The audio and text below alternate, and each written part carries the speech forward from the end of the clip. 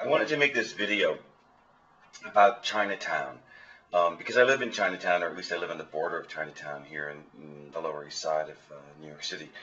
And I go to these grocery stores down the street from me on Grand Street, and I see all these products that I love. And I don't love them because they're products that I know. I love them because of their packaging. I know that's a terrible thing to admit. Anyways, isn't this gorgeous? Lotus Root Starch, Westlake. I mean, it just looks like it's from the 1950s. And I don't even know, I mean, I'm assuming that it's used as a thickener of some sort. Maybe it predated cornstarch. I don't know, I haven't done any research on it, but I love the package, so I bought it. And same goes with the pure water chestnut flour. I also thought it was very pretty. And again, I am assuming that it's a thickener of some sort. I've looked in some Chinese cookbooks, and I've not seen anything requiring either of these two things. The other thing that I love about Chinatown is, and I don't know whether you've ever noticed this, let me see if I can get this closer here, is they have teas for everything, and they have really bad English translation. So herbal tea, constipation, eye, liver. Nice packaging, nice little cup of tea there. Not really sure how constipation, eye, and liver all sort of work together into the same tea, but I admire them for doing that. One of my other favorite teas was kidney, liver, mind, which I gave to Neil because he was going on a Buddhist retreat today, and I thought that would be an appropriate gift to a Zen master.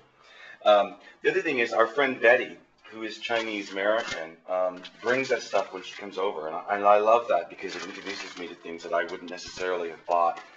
But can you see this? This is, let's see here, Farmer brand peanuts, and there's, I guess he's the farmer. Is that a...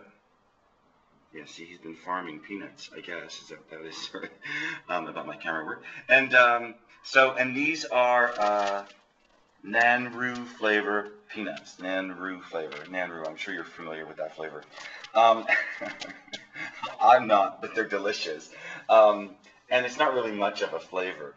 If you see these bags are about $2.75, and they're, 300 grams, so 11 ounces, basically. They really are great, and there's something really gratifying about eating peanuts in a shell. And then there are these things here. Now, there's a million different condiments and, other things that you can get in Chinatown. This is black soy sauce, double black soy sauce. And I looked before I started this to see what made it double black, and the key ingredient is molasses. So it's basically soy sauce with molasses in it. Just kind of cool. I bought it for an Indonesian salad recipe, I believe. And this is black vinegar. It's water, vinegar, and caramel and spices. So I think caramel is basically just coloring, so I'm not exactly sure. Although I heard someone tell me that the black vinegar was good to use if you had bone spurs. You're supposed to soak your feet in it. Anyway, that's interesting. But again, I just love this old-fashioned packaging. And then lastly, something that was brought also from our friend Betty is this thing called, do you see this? Fructus lychee. Now, and here's one, right? Does it look familiar to you? So, oops, there, that's probably better, right? So, what they are, or what we know them as, is goji berries. So I did some research, and Betty told us that her father likes to drink them in tea. So you put a couple in the bottom of your tea, and then you drink your tea, and then and they help make the tea sweet. But then once the tea's done, you can eat them, and they've all plumped up and delicious. This is interesting because they're much cheaper in Chinatown. Now, I have no idea how they're harvested or what the quality of the little evergreen bushes I think that they grow on are like.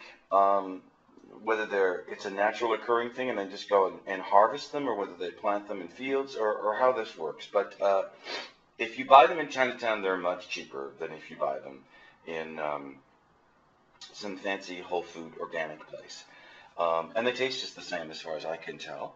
So there's something to check out, and I believe from my reading that you're supposed to drink them their best in chrysanthemum tea, which I have to say I almost bought the other day, also just because of the packaging, because I'm not sure that I'm really a big fan of chrysanthemum tea. Anyway, that's it for today, and then I'm trying to work on an article that's called "Is Chinatown an Alternative Reality?" Based on my experiences of, as much as I want to be a radical, off-grid locavore, I find myself losing every conviction I ever held when I go to a Chinese restaurant here, um, which I don't seem to do anywhere else. So I'm trying to figure that one out.